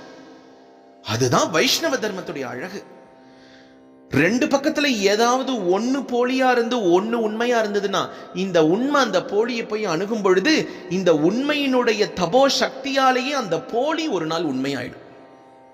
ஒரு நாள் உண்மை ஆகவே ஆகிடும்பா, ஆகவே ஆகிடும். ரூப கோஸ்வாமி சொல்றார், உன்னுடைய கர்ம விஷயங்கள் எல்லாம் சாது சங்கத்தினுடைய பலத்தால் அழிக்கப்படும், ஒரு நொடியில் அழிக்கப்படும். அப்படி அழிக்கப்படும் பொழுது ஸ்ரத்த வரும் இல்லையா, இந்த ஸ்ரத்தையானது உனக்கு ஒரு நல்ல குருவை கொடுக்கும். அந்த குருவுடைய திருவடி சம்பந்தத்தால அந்த குருவுடைய திருவாயிலிருந்து உனக்கு மந்திரங்கள் கொடுக்கப்பட்டு அந்த மந்திரங்கள் மூலமா நீ பகவான பாடும் பொழுது, ஆராதனை பண்ணும் பொழுது என்ன ஆகும் அப்படின்னா, இந்த சுஜன பூசுரகன இந்த விஷயத்துக்கு அர்த்தம் உனக்கு அப்ப புரிய வரும். அப்ப புரிய வரவே வரும். குரு ரூப ஹரிம் கௌரம் ராதா ருச்சி ருச்சாவிருதம் நித்யம் நௌமி நவத்வீபே நாம கீர்த்தன நர்த்தனைஹி. ஹரே கிருஷ்ண கிருஷ்ண கிருஷ்ண ஹரே ஹரே, ஹரே ராம ராம ராம ஹரே ஹரே, ஹரே கிருஷ்ண கிருஷ்ண கிருஷ்ண ஹரே ஹரே, ஹரே ராம ராம ராம ஹரே ஹரே, ஹரே கிருஷ்ண கிருஷ்ண கிருஷ்ண ஹரே ஹரே, ஹரே ராம ராம ராம ஹரே ஹரே. இது அழகான ஒரு ஸ்லோகம். குரு ரூப ஹரிம் கௌரம் ராதா ருச்சி ருச்சாவிருதம் நித்யம் நௌமி நவத்வீபே நாம கீர்த்தன நர்த்தனைஹி. மகாபிரபு நவத்வீபத்தில் எப்படி எழுந்தருள் இருந்தாருன்றத இந்த ஸ்லோகம் சொல்றது. குரு ரூப ஹரிம் கௌரம், சாக்ஷாத் அந்த பகவான் ஹரி குருவா கீழே இறங்கி வந்திருக்காருப்பா. எப்படி இறங்கி வந்திருக்கார்? ராதா ருச்சி ருச்சாவிருதம் நித்யம் நௌமி நவத்வீபே. ராதையினுடைய பாவத்துல பகவான் ஹரிய இங்க ஹரியே அணுகிறார். அவருடைய திருநாமம் கௌரஹரி. அவர் என்ன பண்றாருன்னா, நித்யம் நௌமி நவத்வீபே நாம கீர்த்தன நர்த்தனை. ஸ்ரீ கிருஷ்ண சைத்தன்ய மகாபிரபு நவத்வீபத்துல நாம சங்கீர்த்தனத்துக்கு பாடி ஆடி சந்தோஷப்பட்டார், பரவசப்பட்டார்னு சொல்லும் பொழுது, அங்க பாடினவர் யார், ஆடினவர் யார் அப்படின்ற பேதாபேதங்கள் அவர் பார்க்கல. தனக்குன்னு அந்தரங்கமா ஒரு கூட்டம் அவருக்கு இருந்தாலுமே, பஞ்சதத்துவம் அவர் கூட இருந்தாலுமே, பஞ்சதத்துவாஸ் தான் அவருடைய அந்தரங்கம்.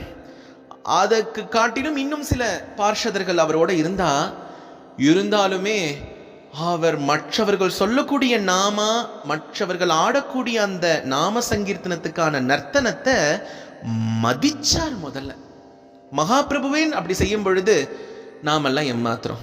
அப்ப நாமும் அது போல செய்யணும் இல்லையா? காஜான்னு ஒரு இஸ்லாமியன் ஆரம்பத்துல மகாபிரபுவுடைய இந்த சங்கீர்த்தன விஷயங்களை எதிர்த்தாலும் பின்னாடி அவன் நாமா சொல்லும் பொழுதும் அதை மதிச்சார். எவனுடைய மார்பகத்தை புரண்டி போட்டு தான் யாருன்றத சூச்சகமா காட்டினாரோ அவனையே ஆற தழுவினார். கீறினதும் அவர்தான், ஆலிங்கனம் பண்ணினதும் அவர்தான். கீறினது எதுக்காக அப்படின்னா, நீ யுக தர்மத்தை தடுக்கிறடா, யுக தர்மத்தை தடுக்கிற. அது மட்டும் கிடையாது, தர்மம்னா என்ன, தர்மமே ஏன் வடிவம் நான் இறங்கி வந்திருக்கும் பொழுது நீ ஏன் முன்னாடி இப்படி வாலாட்டலாமா? அதுக்காக அந்த கீறல். ஆலிங்கனம் எதுக்காக அப்படின்னா, சரி இப்பயாவது நீ ஏத்துண்டியே, வா உனக்கும் சேர்த்து தான் நான் நாமா சொல்றேன், உனக்கும் தான் இந்த யுக தர்மம், நீயும் தான் நாமா பாடணும். எங்க பாடு பார்க்கலாம். ஹரே கிருஷ்ண கிருஷ்ண கிருஷ்ண ஹரே ஹரே, ஹரே ராம ராம ராம ஹரே ஹரே. ஒரு அழகான கன்னட கீர்த்தனம் உண்டு. அந்த கன்னட கீர்த்தனத்துல இரபேக்கு ஹரிதாசர சங்க, இரபேக்கு ஹரிதாசர சங்க. அற்புதமான இந்த கீர்த்தனத்துல புரந்தரதாசர் சொல்றார், ஒருத்தன் வச்சுக்க வேண்டிய விஷயம் தாங்கிட்ட என்ன அப்படின்னா, அதுவும் அந்தரங்கமா வச்சுக்க வேண்டிய விஷயம் என்னன்னா ஹரிதாச சங்கம். ஹரிதாச சங்கம் அந்தரங்கமா வச்சுக்கணும்னு சொல்லிட்டு அவரே சொல்றார், இந்த ஹரிதாச சங்கம் அப்படின்றது உனக்கு எப்ப லபிக்கும் தெரியுமா? இரவேக்கு ஹரிதாசர சங்க வர ஞானிகள தயசம் ಬಾದಿಶಬೇಕು ಇರಬೇಕು ಹರಿದಾಸರ ಸಂಗ.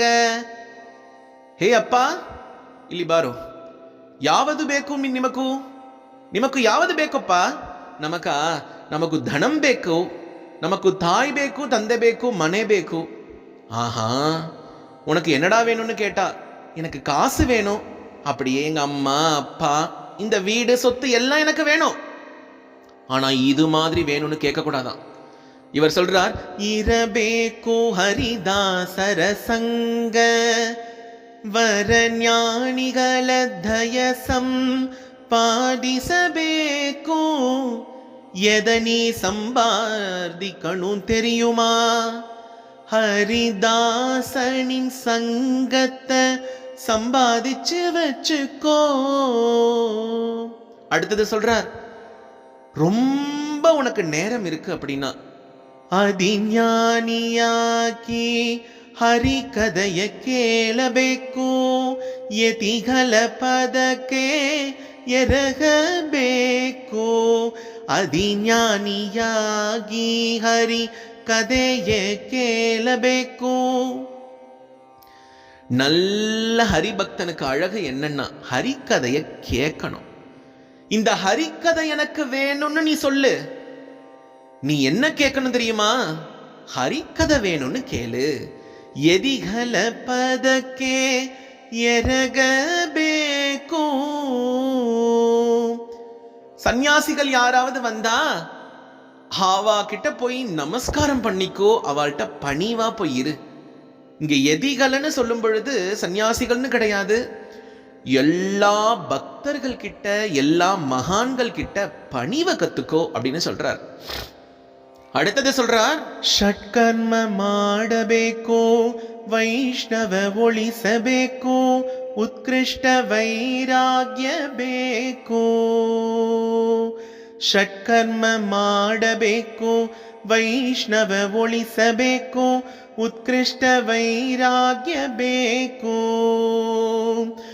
ದುಷ್ಟ ಸಂಗ ಬಿಡಬೇಕು, ವಿಷ್ಣುವಿನ ದಾಸರ ದುಷ್ಟ ಸಂಗ ಬಿಡಬೇಕು, ವಿಷ್ಣುವಿನ ದಾಸರ ದಾಸನಾಗಲು ಬೇಕು. ಯಾವುದು ಬೇಕಪ್ಪ ಗೊತ್ತಾಯ್ತಾ? ವಿಷ್ಣುವಿನ ದಾಸರ ದಾಸಾನುಗಳು ಬೇಕು. ಅದಕ್ಕೆ ಯಾವುದು ಬೇಕು? ದುಷ್ಟ ಸಂಘ ಬಿಡಬೇಕು. ನಿಮಗೂ ವಿಷ್ಣು ಸಂಘ ಬೇಕಾ, ದುಷ್ಟ ಸಂಘಂ ಬೇಕಾ? ನೀವೇ ಡಿಸೈಡ್ ಮಾಡಬೇಕು. ಇವತ್ತು ನೀವೇ ಡಿಸೈಡ್ ಮಾಡಬೇಕು. இப்ப நீயே முடிவு பண்ணிக்கோ.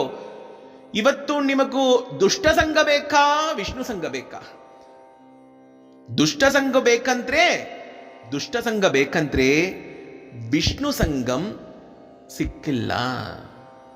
உனக்கு துஷ்ட சங்கம் வேணும் அப்படின்னா உனக்கு விஷ்ணு சங்கம் கிடைக்காது. விஷ்ணு சங்கம் வேணும் அப்படின்னா உனக்கு துஷ்ட சங்கம் கிடைக்காது. சரி, இதெல்லாம் கிடைக்கணும்னா என்ன செய்யணும்? துஷ்ட சங்கத்தை விட்டுடுறேன், விஷ்ணு சங்கம் கிடைக்கணும். அதுக்கு என்ன பண்ணணும்?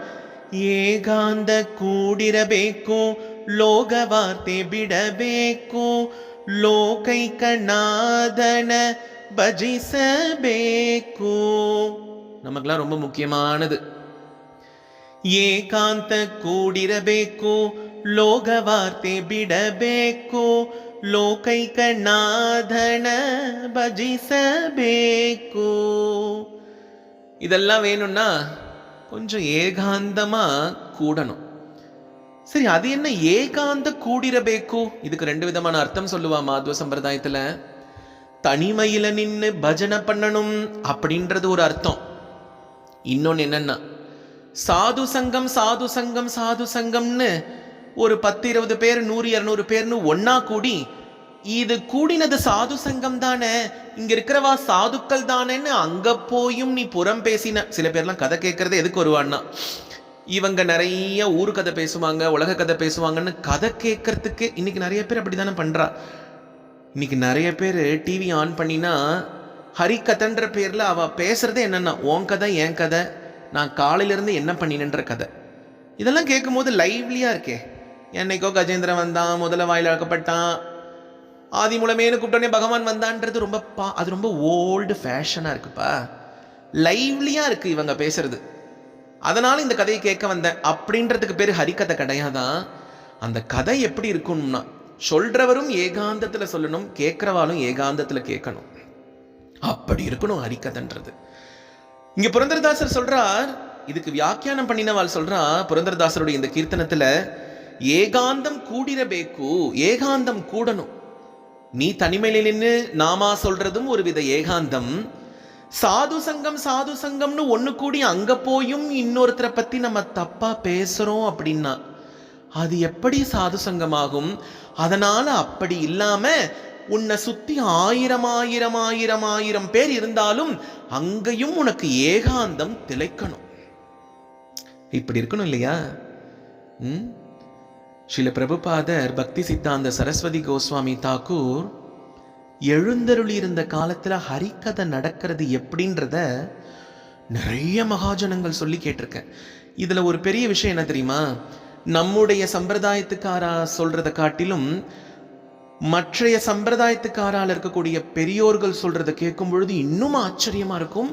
நம்ம பிரபுபாதர் எப்படி ஹரிகதை பண்ணினார், அதை எப்படி மற்றவா சிரவணம் பண்ணி கேட்டான்றது. இப்போ உங்களுக்கு சொல்றத, ஸ்ரீல பிரபுபாதர் ஹரிகதை பண்ணும் பொழுது அவர் மேடையில் உட்கார்ந்துப்பார். தனக்கு முன்னாடி இருக்கக்கூடியவாள்ல ஆண்கள் எல்லாம் ஒரு பக்கம் உட்கார்ந்துருப்பா, பெண்கள் எல்லாம் ஒரு பக்கம் உட்கார்ந்துருப்பா, நடுவுல திரை போட்டிருக்கும்.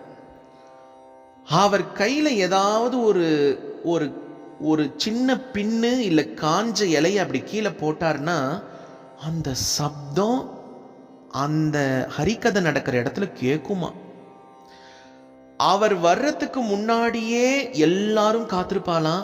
அவர் வந்து கதை முடிச்சு போனதுக்கு அப்புறம் அப்புறம் மாதாஜி அப்புறம் என்ன பண்றீங்க, நீங்க எத்தனை நாள் வந்திருக்கீங்க, நீங்க எத்தனை நாள் வந்திருக்கீங்களா, டிக்கெட் புக் பண்ணிட்டீங்களா, ஃபர்ஸ்ட் கிளாஸா செகண்ட் கிளாஸா, அப்படிலாம் பேசிக்க மாட்டா. அப்படிலாம் பேசிக்க மாட்டா. பிரபுஜி அதாங்க பாருங்களேன், அந்த சிகப்பு சட்டை போட்டிருக்காரே ஒரு பிரபுஜி, அவர் யார் தெரியுமா? அவர் தான் அந்த விஷயம் பண்ணினவர். இவர் யார் தெரியுமா? இவர் தான் இந்த விஷயம் பண்ணினவர். அந்த மாதாஜி தெரிகிறாளா? அந்த மாதாஜி இருக்காளே, அவள் 64 முறை ஜபம் பண்ணுறாளாம் அப்படின்னு சொல்லிக்கிறா. கணக்கு பண்ணி பார்த்தா 52 தான் வருது. இப்படியெல்லாம் பேசிக்க மாட்டாளாம். பிரபுபாதர் கதை முடிஞ்சு அந்த சபையில் இருந்து அவருடைய அந்த காஷாய வஸ்திரம் கடைசியாக தெரிகிற வரைக்கும் எல்லாரும் அமைதியாக இருந்து பிரபுபாதரை சேவிப்பாங்களாம். அமைதினா அப்படி ஒரு பேரானந்தமான அமைதி நிலவும் அந்த இடத்துல. அவர் கிளம்பி போனதுக்கு அப்புறம் ஏதோ அமுத சுரங்கத்திலிருந்து அமுத கடலை அள்ளி கொண்டு வந்தது போல எல்லாரும் அந்த கதையினுடைய ரசத்தை அடுத்த ஹரிகதை கேட்குற வரைக்கும் ஆளுக்கு ஒரு லோகத்தில் தனித்தனியாக சஞ்சாரம் பண்ணுற மாதிரி ஏகாந்தமாக இருப்பாளாம். அத்தனை பேர் இருப்பாளாம், ஆனால் ஏகாந்தமாக இருக்குமா, ஏகாந்தமாக இருக்குமா. பிரபுபாதர் கதை முடிஞ்சு போகும்போது எல்லாரும் அழுவாளாம், எல்லாரும் அழுவாளாம். ஒருத்தர் அழறத பார்த்து இன்னொருத்தர், இவர் பாரு, இவரெல்லாம் கனிஷ்ட அதிகாரி, இவருக்கு பக்தி வருதுன்றத சும்மா அழுதழுது காண்பிக்கிறா. இந்த மாதாஜி பாரு ரொம்ப உருகி உருகி கேட்குற மாதிரி நடிக்கிறா. இந்த வெளிப்புற நடிப்புலாம் இருக்கக்கூடாதுன்னே சைத்தன்ய சரிதாமிர்தத்தில் நிறைய சொல்லியிருக்கார் ஆச்சாரியார். இவன் நடிக்கிறா. இந்த மாதிரிலாம் யாரும் புறம் பேச மாட்டாளாம். உனக்கு என்ன தெரியும் மற்றவர்களுடைய பக்தியை? உனக்கு எப்படிப்பா தெரியும் மற்றவர்களுடைய இடத்துல எந்த விதமான பக்தி இருக்குன்னு? யாருக்கும் தெரியாது. நம்ம மூச்சுக்கு 300 தடவை நாமாச்சாரியார் ஹரிதாசரை பற்றி நிறைய கதை கேட்டிருக்கோம், நிறைய படிச்சிருக்கோம். நமக்கே பழக்கப்பட்ட கதை அவருடைய கதை.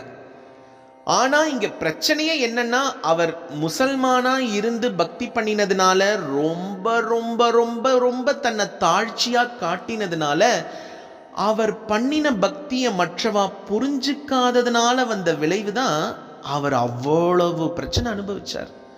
நம்ம நினைக்கிறோம் யாரோ ஒரு முசல்மான் அவரை கொடுமைப்படுத்தினான்னு. கிடையாது. அவருக்கு எதிராக இருந்தது பல பல இந்துக்களுமே அந்த காலத்தில் அவருக்கு எதிராக இருந்திருக்கா. முசல்மான் மட்டும் இருந்தான்னு குளினான்ற கிராமத்துக்கு ஒரு முறை அடியேன் சாதுக்களோடு அங்கே யாத்திரை போயிருந்த பொழுது அங்கே பல ஆச்சாரியர்கள் எழுந்தொருள் இருந்தா. அவள் ரொம்ப அழகாக சொன்னா, எல்லாரும் போர்ட்ரேட் பண்ணுறா ஏதோ இஸ்லாமியர்கள் தான் ஹரிதாசர் எதிர்த்தான்னு. இஸ்லாமியர்கள் ரொம்ப வன்மமாக எதிர்த்தாலே தவிர்த்து வன்மம் அப்படின்றது சில பொதுமக்கள் கிட்ட கூட இருந்துதான். அவரை எப்படியாவது ஒரு தோஷியா ஆக்கணும்னு நினைச்சு வந்த பத்மாவதி இஸ்லாமா? கிடையாதே. இது ஒன்று போதுமே. அப்போ மற்றவர்கள் செய்யக்கூடிய பக்தியை பரிகாசிக்கவோ இல்லாத உயர்த்தி சொல்றதுக்கோ அதிகாரம் நம்ம கிட்ட கிடையாது. யாருக்கு எந்த சித்த ரூபத்துல பக்தி பரிமளிச்சிட்டு இருக்குன்றது நமக்கு தெரியாது, நமக்கு தெரியவே தெரியாது. அப்ப நம்ம என்ன பண்ணணும்னா, கப் சிப்னு பேசாம இருந்து ஆச்சாரியன் திருமுகமா வரக்கூடிய விஷயங்களை அனுபவிக்க கத்துக்கணும். அது நம்மளை அதல பாதாளம் போகாம காப்பாற்றும்.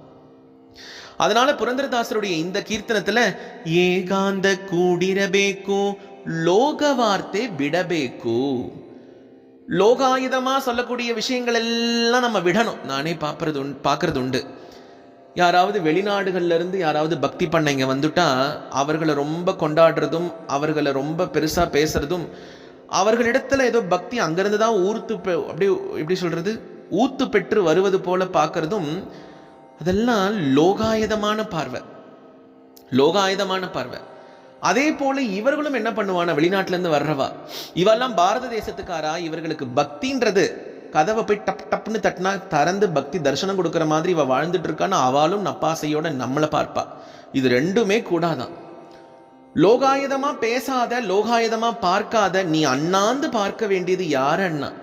பகவானை பாரு, ஆச்சாரியனை பாரு, பக்தர்களை பாரு. ஆனா அந்த பக்தர்களை பார்க்கணும்ன்ற ஒரு பதம் இங்க இருக்கிறதுனால வெளிப்படையா நாம போய் எல்லார்கிட்டையும் போய் அந்த விஷயங்களை லோகாயுதமா பேசக்கூடாது, லோகாயுதமா பழகக்கூடாது. இத விட்டுட்டா அப்படின்னா நீ அடுத்தது என்ன பண்ணணும்னு சொல்றார். லோகைக நாதன பஜிசபேக்கு. இந்த லோக வார்த்தையை விட்டுடு, இந்த லோகத்துக்கே நாதனான எம்பெருமான் பகவான் ஸ்ரீ கிருஷ்ணனை பஜனை பண்ணுப்பா. நீ பஜனை பண்ணு. அப்படி பண்ணக்கூடிய பஜனையால என்ன ஆகும்னா, ஸ்ரீல ரகுநாத் தாஸ் கோஸ்வாமி சொல்றாரு இல்லையா, சுஜன பூசுரகன, இந்த 2 பதத்துக்கும் நமக்கு அன்பு நம்ம ஹிருதயத்துல பிறக்கும். அப்படி பிறக்கக்கூடிய அந்த அன்பு மேற்கொண்டு அடுத்தடுத்து விஷயங்களை அடையறதுக்கு நம்மளை கூட்டிட்டு போகும். ஒரு முறை அடியனுடைய குருநாதர் ஸ்ரீல பக்தி விபத போதன் கோஸ்வாமி மகராஜ் கிட்ட ஒரு இந்திய பக்தர் வந்து சொன்னார்,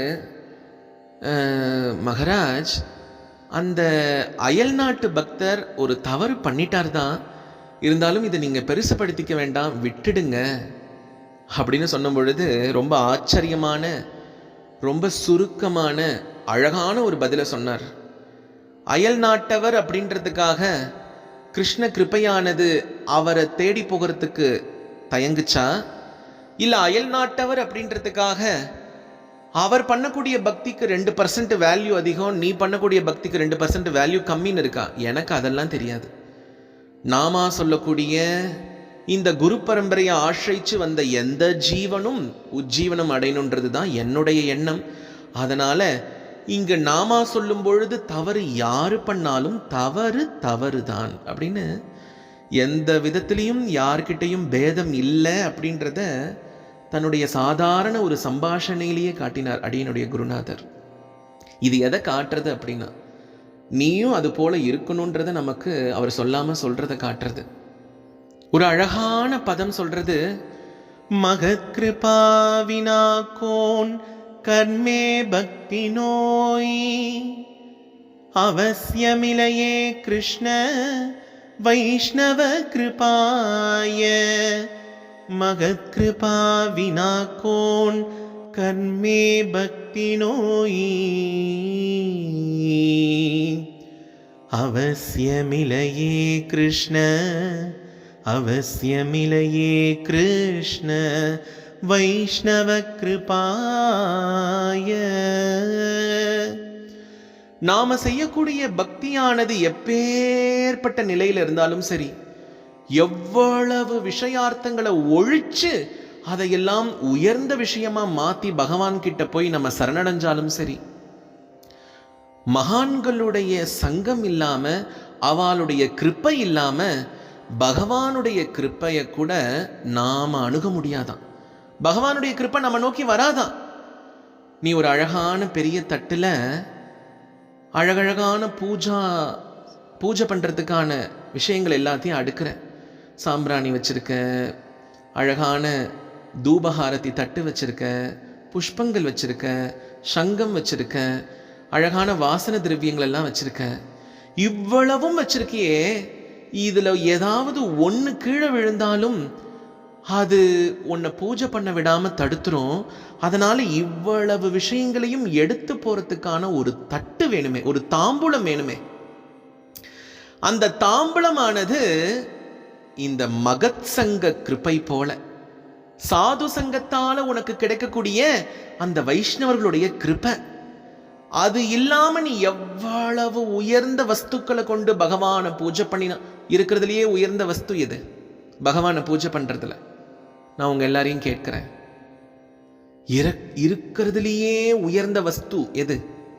பகவானுடைய ஸ்ரீஹரியினுடைய பூஜைக்கு மிக சிறந்த வஸ்து எது?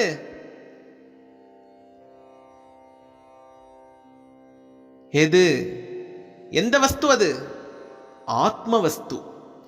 இந்த ஆத்மாவானது பகவானை முழுசா நம்பி உணர்ந்து அவன் திருவடியை போய் அடையிறது போல பகவானுக்கு இருக்கிற மிக உயரிய வஸ்து வேற எதுவும் கிடையாது. நீ வெல்வெட்டிலேயே ட்ரெஸ் தச்சு போட்டாலும், பூவையெல்லாம் நல்லா கொதிக்க வச்சு அதுல ரசாயனம் எடுத்து அதுல நீ வாசன திரவியம் தடவினாலும், பெரிய பெரிய பெரிய கிரானைட்லேயே கோவில் கட்டினாலும் பகவானுக்கு பிரீத்தி இருக்காது. பகவானுக்கு உண்மையிலேயே பிரீத்தி எதுல இருக்கும் அப்படின்னா, நீ என்னைக்கு உன்னுடைய ஆத்மஸ்வரூபத்தை உணர்ந்து அந்த ஆத்மாவை பகவானுடைய திருவடியில கொண்டு போய் சேர்க்கணும். உயிரோடு இருக்கும் போது சாகணும்னு அர்த்தம் கிடையாது. இதுக்கு உண்மையா சரணாகதி அடையணும்னு அர்த்தம்.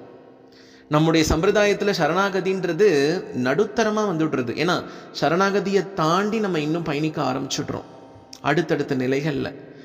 அப்போ இந்த ஆத்ம வஸ்துவை நீ கொண்டு போய் பகவானுடைய திருவடியில சேர்க்கணும்னா உனக்கு எது தேவைன்னா மகத் கிருபாவினா கோன் கர்மே பக்தி நோயி, மகான்களுடைய கிருபை இல்லாம நீ செய்யக்கூடிய பக்தியானது வெறுமனே கர்மங்களாய் கருதப்படும். அப்போ பகவானுக்கு மனசு ரொம்ப துடிக்குமா, அச்சோ இந்த ஜீவன் இப்படி நம்ம கிட்ட பக்தி பண்றானே, கொஞ்சம் அப்படியே போய் நம்முடைய கிருப்பையை இவனுக்கு கிடைக்கணும்னா அது மகான்களுடைய கிருப்பையால தானே இருக்கும். ஏன் கிருப்பை பயணிக்கிறதுக்கு மகான்களுடைய கிருப்பன்ற வண்டி தேவைப்பா. ஆமா, நான் சொல்லல, சாஸ்திரம் சொல்றது. இப்போ இந்த மனசிக்ஷாவுக்கு இப்போ ஒரு கமெண்ட்ரியை நான் படிச்சுட்டு இருக்கேனே, ஒருத்தருடைய கமெண்ட்ரி. இவர் இந்த கமெண்ட்ரியை இந்த வியாக்கியானத்தை யார்கிட்ட இருந்து படிச்சாருன்னா ஸ்ரீல பிரபுபாதருடைய சீடர் கிட்ட இருந்து படிச்சார். ஸ்ரீல பிரபுபாதர், ஸ்ரீல பக்தி சித்தாந்த சரஸ்வதி கோஸ்வாமி தாக்கூர் அவர்கிட்ட இருந்து இவர் படிச்சிருக்கார். அவருடைய சிஷ்யர்கிட்ட இருந்து இதை படிச்சிருக்கார். ஆனா விஷயங்களை மட்டும் எடுத்துட்டு வந்துட்டு எனக்கு பிரபுபாதர் தேவையில்லை, என்னுடைய சாஸ்திர ஞானமே போதும்னு விஷயம் தெரிஞ்சதுக்கு அப்புறம் இவர் ஒரு விதமா அதுக்கப்புறம் வாழ்க்கை வாழ்ந்தார். ஆனா மதிக்கக்கூடியவர் பரம வைஷ்ணவர் இவர். ஆனா இதுக்கெல்லாம் ஆதி எங்கன்னு பார்த்தா ஸ்ரீல பிரபுபாதர் பக்தி சித்தாந்த சரஸ்வதி கோஸ்வாமி தாக்கூர்.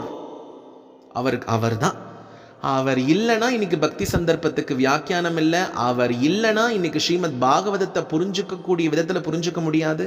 அவர் இல்லைன்னா பக்தி வினோத் தாக்கூர் அவருடைய கீர்த்தனங்கள் இல்லை. நம்ம நிறைய தப்பா புரிஞ்சுக்கிறோம். ஒரு புத்தகத்துக்கு ஆத்தர்னு போட்டு அதுக்கு பேரு ஸ்ரீல பிரபுபாதர் பக்தி சித்தாந்த சரஸ்வதி கோஸ்வாமி தாக்கூர்னு இருந்தாதான் இது கௌடிய புத்தகம்னு நம்புறோம். அப்படி கிடையாது. அதுக்கெல்லாம் ஆசைப்படவே இல்லை நம்ம சுவாமி. யாரு? நம்ம பிரபுபாதர். அவர் எல்லாத்தையும் பொதுவா எல்லாருக்கும் வந்தவங்களுக்கெல்லாம் அள்ளி கொடுத்தார். அதுல எடுத்துட்டு போன சில பேர் இதை தாம் பேரை போட்டு அப்படி எப்படி பதிப்பிட்டுக்கிறார். இதை இஸ்கானை சேர்ந்த சுவாமி பிரபுபாதரும் இதை இப்படியே சொல்லுவார். என்னன்னா, என் குருநாதர் கொடுத்த பிக்ஷை தான் இன்னைக்கு கௌடிய சம்பிரதாயத்துல பல பேர் பலவிதமா பல பேர்களை அச்சிட்டு இது தான் எழுதினதுன்னு பப்ளிஷ் பண்ணிக்கிறா அப்படின்னு இஸ்கானை ஸ்தாபிச்ச ஸ்ரீல பக்தி வேதாந்த சுவாமி மகராஜ் பிரபுபாதரும் இதை சொல்லுவார். அதனால இங்க மகத் கிருப்பை இல்லை அப்படின்னா பகவத் கிருப்பைக்கு வேலையே இல்லையா. இந்த மகத் கிருப்பன்ற வண்டியில தான் பகவத் கிருப்பன்ற கிருப்பையே ஏறி உன்னை அடையணும்னா நீ வண்டி இல்லாம எப்படிப்பா அந்த விஷயத்தை உன்கிட்ட கொண்டு வர வைப்ப? அப்ப நீ அதை சம்பாதிச்சுக்கணும்னு ஆசைப்படணும் இல்லையா? அதை சம்பாதிச்சுக்கணுமே. இத பகவானே சொல்றாரப்பா, நீ ஏதாவது ஒரு தப்பு பண்ணிட்டு என்கிட்ட என்னை மன்னிச்சுடுன்னு கேட்டுடாத. ஏன்னா உன்னை மன்னிக்கிற சக்தி என்கிட்ட கிடையாதுப்பா. நானே உன்னை மன்னிச்சிடுறேன்னு சொன்னாலும் என்னுடைய கருணையானது உன்கிட்ட வர முடியாது. ஏன் அப்படின்னா நான் என்னுடைய பக்தர்களுடைய பக்திக்கு அகப்பட்டு போய் கிடக்கிறேன். அதனால என்னால முடியாது. நீ யாருக்கிட்ட என்ன அபராதம் பண்ணியோ அந்த பக்தன் கிட்ட போய் நீ அபராதம் பண்ணிட்டன்னு மன்னிச்சுடுன்னு கேட்டுக்கோ. அப்ப என்னுடைய கருணையானது நீ எந்த பக்தன் கிட்ட அபராதம் பண்ணினியோ அந்த பக்தனுடைய கருணன்ற வண்டியில ஏறி என் கருணை பயணிச்சு உன்னை அடையும். நான் இது யாரையோ சொல்றேன்னு நினைக்க கூடாது, பொதுவா சொல்றேன். சாண்டில்ய ஸ்மிருதியில ரொம்ப அழகான ஒரு வாக்கியத்தை கொடுக்கிறார். சித்தீர் பவதி வாநிதி சம்சயோ அச்சுத சேவினாம் ந சம்சயோ அத்ர தத்பக்த பரிச்சர்யாரதாத்மனாம். அச்சுதனை பூஜை பண்ணின ஒரு பக்தன் உன்னத நிலையை அடைவானான்னு கேட்டா அதுக்கு பகவான் சொல்றாரு, அச்சுதனை பூஜை பண்ணின பக்தனை பூஜை பண்ணக்கூடிய ஒரு பக்தன் உன்னதமான நிலையை அடைவான். தஸ்மாத் விஷ்ணு பிரசாதாய வைஷ்ணவான் பரிதோசயேத். அழகான ஸ்லோகம் இது. பகவான் விஷ்ணுவை பூஜை பண்றதை காட்டிலும் பகவான் கிருஷ்ணனை பூஜை பண்றதை காட்டிலும் கிருஷ்ண பக்தர்களை ஆராதனை பண்ண. அதுக்குன்னா கிருஷ்ணரை ஒதுக்குறோன்னு அர்த்தம் இல்லை. கிருஷ்ண பக்தர்கள் மூலயமா தான் நீ கிருஷ்ணனை அடைய முடியும்ன்ற வியாஜத்தை காட்டுறாருங்க. அப்படி இந்த இருவேறு பதங்கள் மூலயமா ஸ்ரீல ரகுநாத் தாஸ் கோஸ்வாமி சொல்றார், நீயா ஒரு முடிவு பண்ணி இவா வைஷ்ணவா அவ வைஷ்ணவா இல்லாதவா, இவா கனிஷ்ட, இவா மத்தியம, இவ உத்தமன்னு நீயா ஒன்று பண்ணிக்காத. நீ இருக்கிற ஸ்திதியில் வேணா அவளுடைய ஸ்தானங்கள் வேறுபடலாமே, இந்த 3 விதங்களை தவிர்த்து நாம் கொடுக்க வேண்டிய மரியாதையையும் அதற்கு செய்ய வேண்டிய கைங்கரியங்களையும் நம்ம ஒரு நாளும் தவறக்கூடாது. செய்ய வேண்டிய கைங்கரியம்னா என்னதுன்னா, நீ கொடுக்க வேண்டிய மரியாதை தான் நீ செய்ய வேண்டிய கைங்கரியமே அப்படின்னு சொல்லி அடுத்து வரக்கூடிய விஷயங்களை நாளை சேவிப்போம். Hare Krishna. Jai Srila Prabhupad, Jai Srila Gurudev. Thank you very much. All of you spending long time here with us and chanting and dancing. What is taught by Lord Chaitanya, Supreme Lord Krishna, in this age, in the current age of turmoil, appear in the form of Lord Chaitanya. And he says that this age for chanting and dancing. So all we are doing that. Thank you very much. This evening we are really whatever, do you know the actual color of the coal? C-O-A-L, coal. Color? Black. Is it possible to wash by water and make it white? No! White? No. How? If you burn it, then you can red, then white, right? Similarly, our thought of our heart become black. No transparency, always selfishness. Therefore, our Lord Chaitanya says, how we can make the thought of our heart clean, crystal clean. How? Chanting and dancing. So we arrange here in this age, in this New York, Times Square, perfect place for chanting and dancing. Where my Shiksha Guru, His Divine Grace, Srila Bhaktivedanta Swami Prabhupada, started Sankirtan in this city. Haribo! And we are just following its footsteps. Only one purpose: to clean the dirt of our heart, make the coal become white. White is appreciating. What is appreciated by everyone.